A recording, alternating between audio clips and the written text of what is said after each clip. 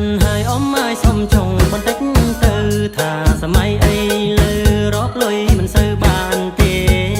ដេកភ័យរាល់ថ្ងៃខ្លាចតែនាងបានគេហើយនៅទុំនេះអ្នកណាឃើញក៏ចង់បាន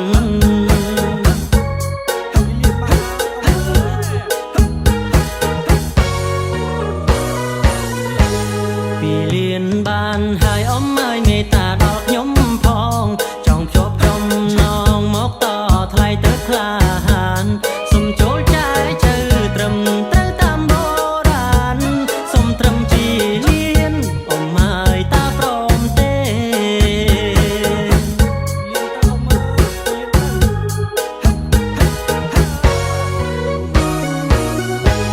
ចុះបន្តិចទៅអ៊ំអើយកុំយកថ្លៃពេ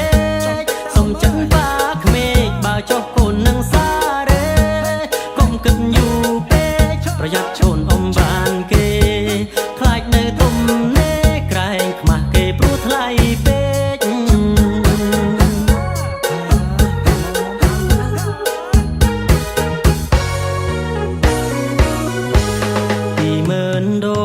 ថ្លៃបណ្ដាការគឺច្រើនណាស់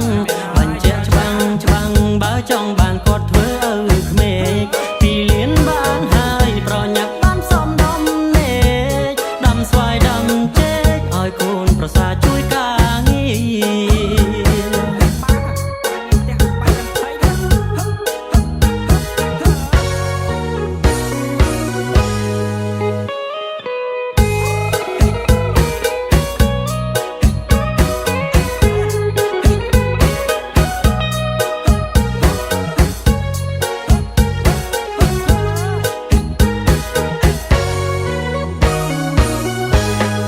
បន្តិចទៅអ៊ំអើយកុំយកថ្លៃពេ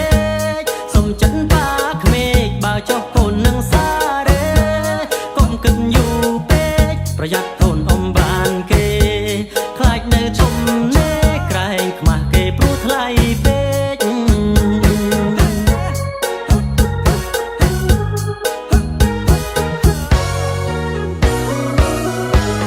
$20000ថ្លៃបណ្ដាការគឺច្រើនណាស់បញ្ជាក់ច្បាំងបើចង់